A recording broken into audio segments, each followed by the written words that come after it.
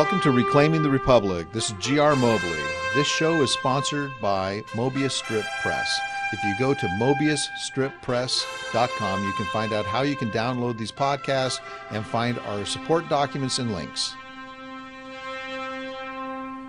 As I always say, reasonable people, equally informed, seldom disagree. What I'm here to try to resolve is that middle part, equally informed.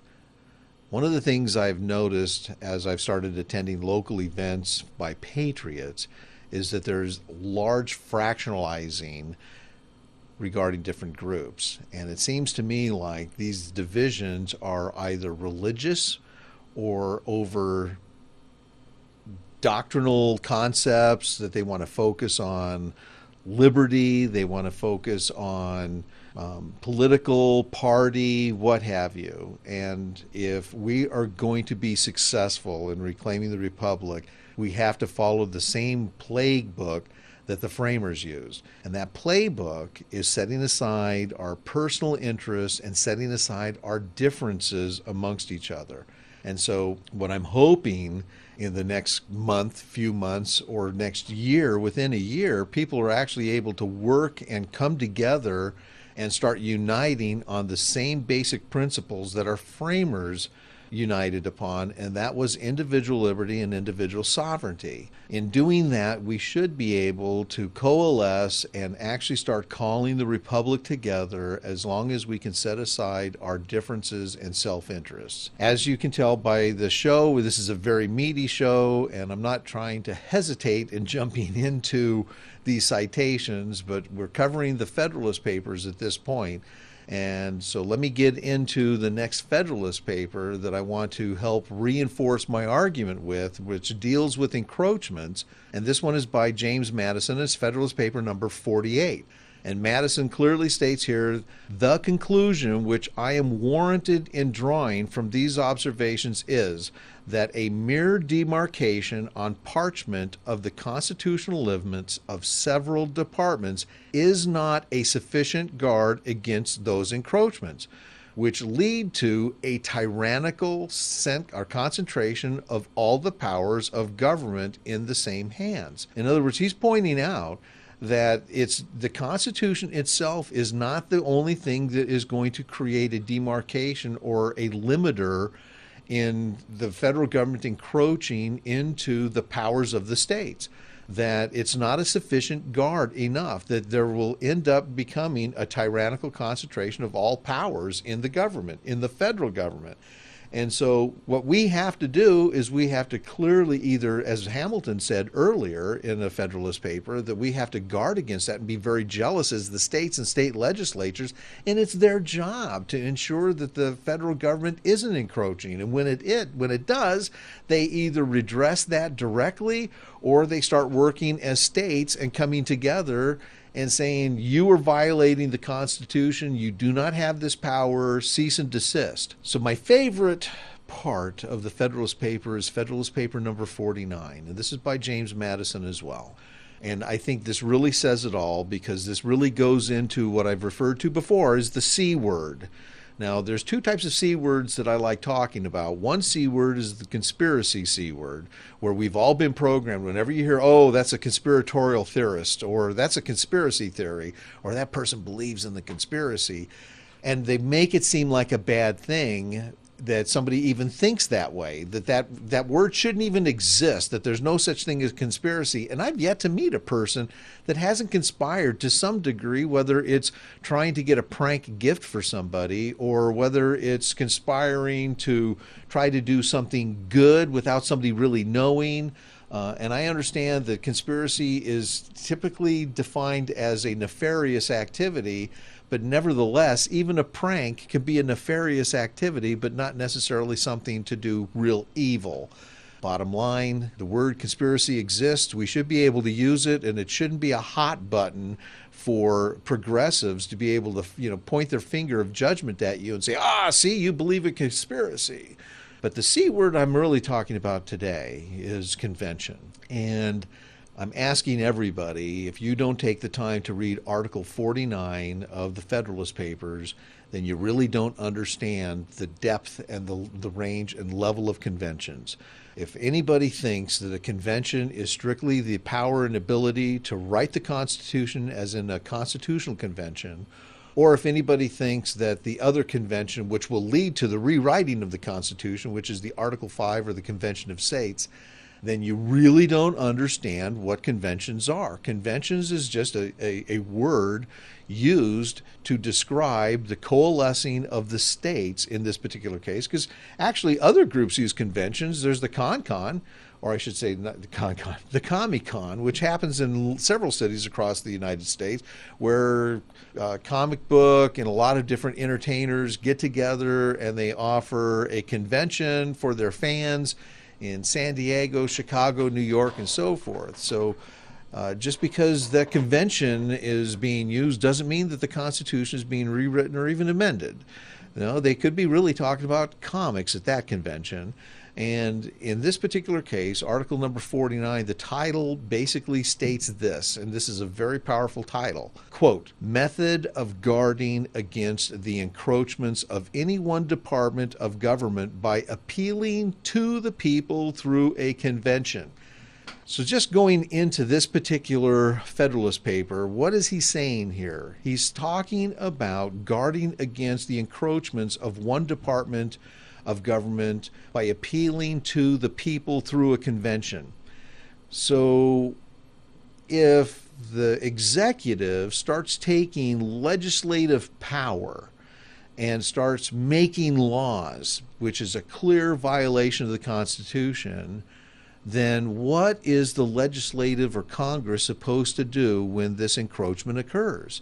Well, right now, Congress is trying to sue the executive department that they're breaching their constitutional limits and boundaries. But what did Madison say? I guess Madison was just a fool to believe that the states were neutered and impotent in being able to correct these types of things. And clearly, he knows that they're not. They're the ones that actually have the power to quickly step in and go, "Hey, President, we never gave you the power to write laws. You're not supposed to write laws. You're supposed to faithfully execute the laws that Congress passes in the behest of we the people." Because Congress is the representatives of the people, or at least part of Congress. The other part of Congress are the representatives of the state, which is the Senate. Anyway, getting into this, I want to be very clear that the convention that Madison's talking about here is not an Article 5 convention. This convention is an administrative convention that is, like I call it, is the audit or a convention for public review, where the states can quickly come in and say, you know what? Congress is right. You're writing laws. This is something that is not within your privilege, not within the Constitution, and you're violating that. And if you do not stop doing this, then we will demand that Congress impeach you. It's the same thing with the court system, SCOTUS. If the Supreme Court starts trying to insist something that is constitutional, if you want to look at religious expression, if you want to look at some of the things that have come down the pike from the Supreme Court in basically regulating and writing law that says now this is legal, you can do this, or you can't do this, you can't have the Ten Commandments up in court, or whatever SCOTUS is ruling, SCOTUS has no power to make laws. They can try to determine whether something is in the Constitution or not. And if it is not, it has to go to Congress for Congress to actually write the law and or appeal to the people to amend the Constitution to create this law.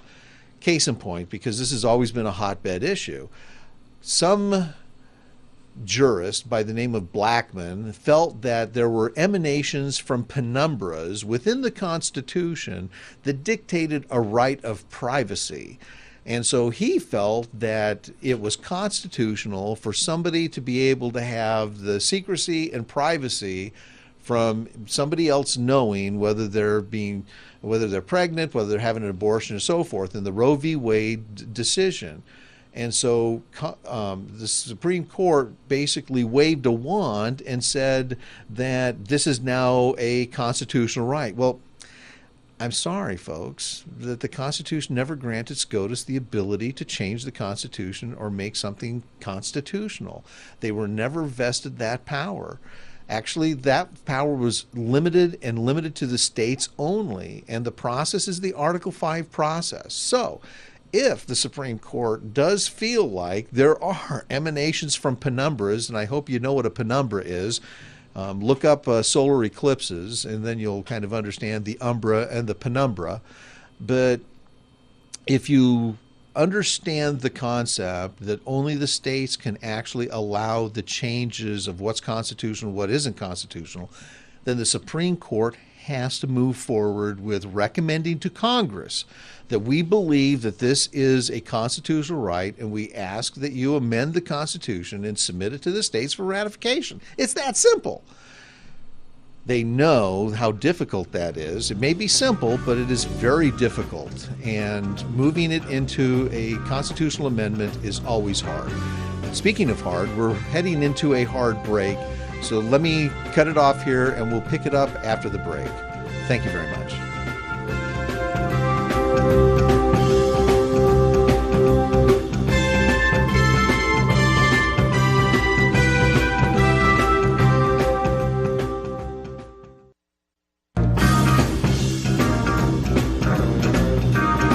Well, as I was saying, going into the break, we were talking about Federalist Paper, article number 49.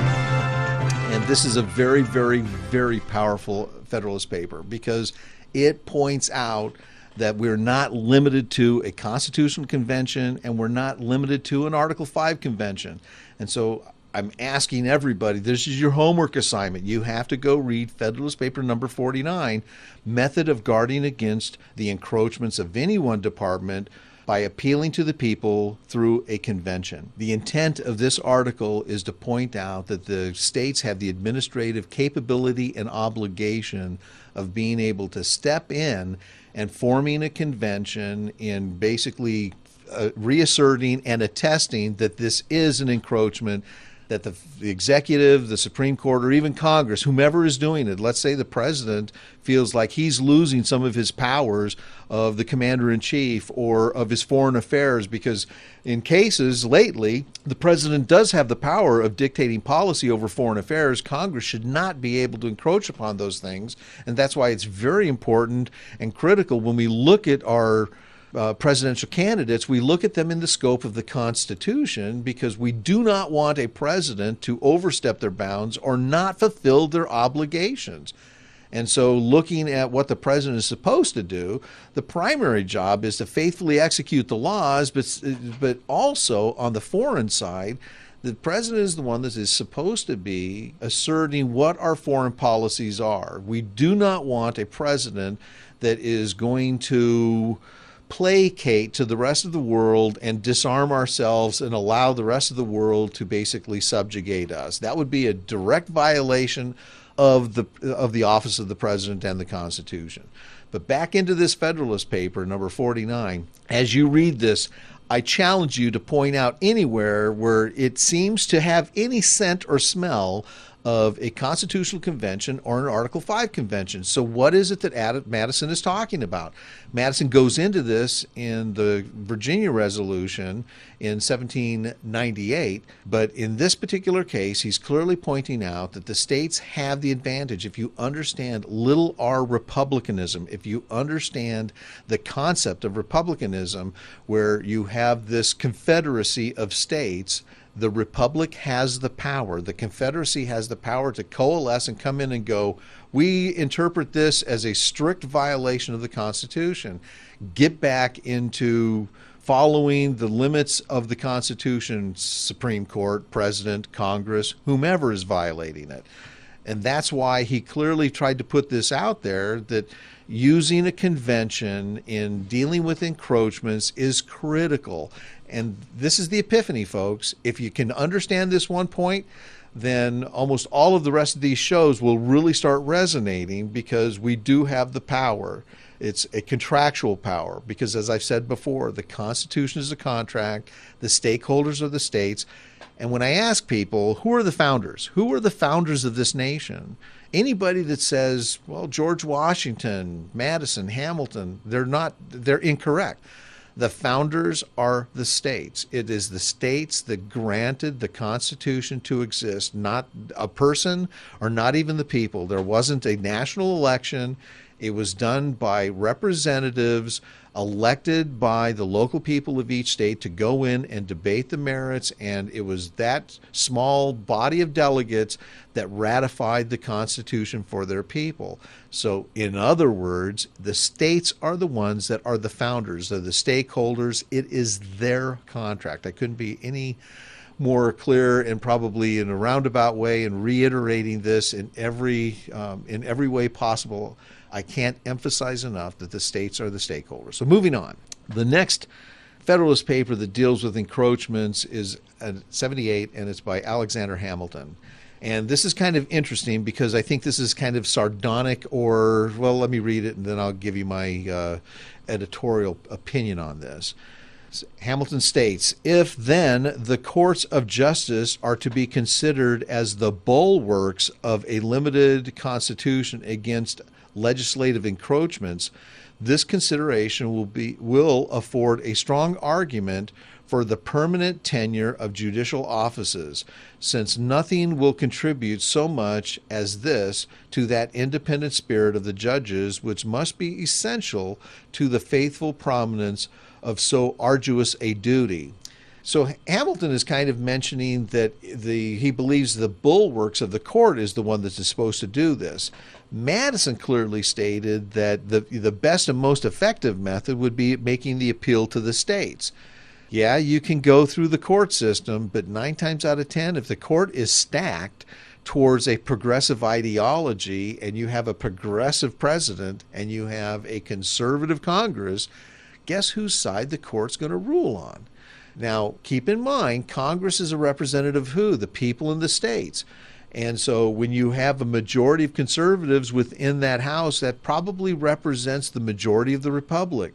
So if Congress is dealing with a progressive push and agenda from both a president and from the Supreme Court, then why would they even want to go into the court or that forum? Why wouldn't they want to go back to the states that put them there, that's already of a conservative slant, and say, look, we're dealing with a violation of the Constitution. We ask you to step in and reaffirm that the Constitution does have these hard boundaries, and you cannot create law, court. You cannot create law, president. Moving on. This next one is another Federalist paper, 81, and it's Alexander Hamilton, and it's a little bit long, but let me just quote it here. It may be in the last place be observed that the supposed danger of judiciary encroachments on the legislative authority, which has been upon many occasions reiterated, is in reality a phantom. In other words, Hamilton, in his rose-colored glasses, was looking at the Supreme Court as being this noble institution that would never, ever step across the boundaries of legislating and trying to create law and trying to make things legal. And so here he calls it, in reality, a phantom. Now, as history has proven since 1800s, since 1801 specifically, and in 1803, John Marshall was the one that asserted judicial review. And judicial review is an overreach of the judicial branch in trying to push agendas and rulings and opinions down upon the states. And clearly, if you read the Judiciary Acts of, I forget, there were 2 Judiciary Acts prior to Marshall becoming the Supreme Court jurist, and none of them gave them the ability to reach back and to change or to analyze or even to review and say, we believe that this is a violation. They don't have that power. The problem was that they were kind of bored. They didn't have enough to do because everybody was behaving well. And so Marshall thought that it would be prudent for him to start injecting his Federalist opinion. And as I said before, It was those opinions that Marshall started injecting that actually created unconstitutional footings, and it also opened an unconstitutional door to what people call constitutional law. There's no such thing as constitutional law. Show me in the Constitution where the federal government has the ability to create case law precedents and this maze of constitutional law that only lawyers can participate in. This government was to be a self-governed government where the people were the ones to, be the body and energy of our politics, and that the states were to be the stakeholders of this federal government and the Constitution itself. So when Hamilton goes in Federalist Paper number 81 and says that it's a phantom that the Supreme Court will do this, I believe he really knew this, because Alexander Hamilton was a lawyer, and that was his profession. And I think he knew that down the road they would be able to inject their case law and inject these unconstitutional practices into our constitutional process, and be able to push an agenda of federalism, nationalism, and centralizing powers into the federal government. Because he was the one that was actually the advocate for having a monarch. He wanted to have a permanent president so that that president would serve for their entire life. And we understand the dangers of giving somebody that kind of power. Again, we do understand, and I understood the argument of why we wanted to have a lifelong tenure for judges, and there's merit in that, but I would challenge anybody to come up with a good argument as to why we would want to allow the federal court to be able to continue to encroach upon the legislative powers. And so I do believe that if you look at what Hamilton is saying in this particular case, you'll realize that I think he was just kind of doing the glance away to get people to think, oh, well, yeah, the Supreme Court, they're a bunch of noble people, and they're incapable of being able to push agendas down America's throat. Well, America, how's your throat feel now with all the agendas coming down it? Anyway, moving on. The next one is dealing with encroachments as well, and this is by Alexander Hamilton as well. And clearly he's stating a harmonious opinion. We may safely rely on the disposition of the state legislatures to erect barriers against the encroachments of the national authority. If the foregoing argument is a fallacy, certain it is that I, myself, am deceived by it, for it is, in my conception, one of those rare instances in which a political truth can be brought to the test of a mathematical demonstration. Clearly, he's saying that the state legislatures should have created barriers against encroachments by the national government or the national authority. They could do that by coalescing, recommending either amendments to the Constitution, or just stepping in whenever there's an encroachment, saying, get back, we didn't give you that power, do what we told you to do, as any good contractor would do. That being said, we're coming to the end of the show, and I hope you tune in to the Reclaiming of the Republic every Wednesday, 12:30 to 1 o'clock. Thank you very much.